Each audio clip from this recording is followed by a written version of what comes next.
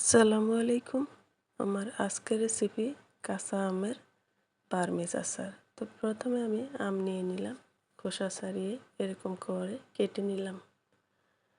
আড়াআড়ি করে কেটে ভিতরে বিচিটা ফেলে দিলাম।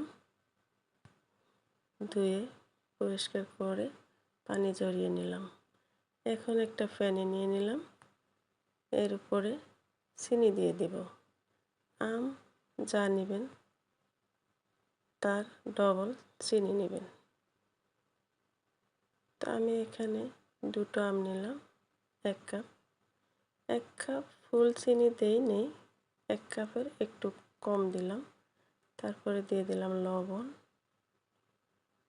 দিয়ে দেব মরিচের গুঁড়া। এখন সবগুলো ভালো করে নেড়ে চেড়ে ঢেকে রেস্টে রেখে দেব। তো 10 মিনিট রেস্টে রেখে দিলাম। তারপরে যখন এরকম পানি ছেড়ে দিবে তখন এই যে চিনিটা যখন গলে যাবে তখন চুলায় বসিয়ে দেব।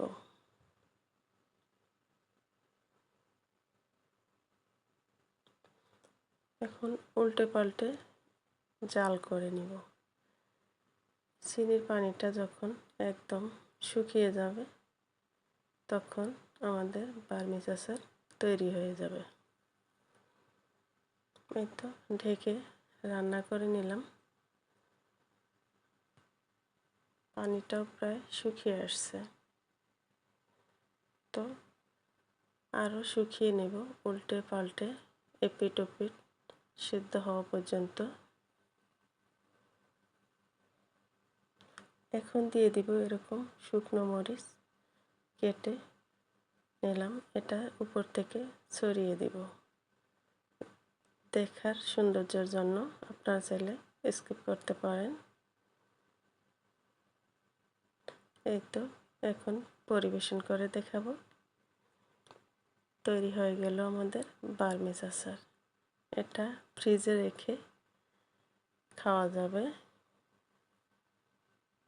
1 মাসের মতো। তো আজ এই পর্যন্ত। সবাই ভালো থাকবেন, সুস্থ থাকবেন, নিরাপদে থাকবেন। আল্লাহ হাফেজ।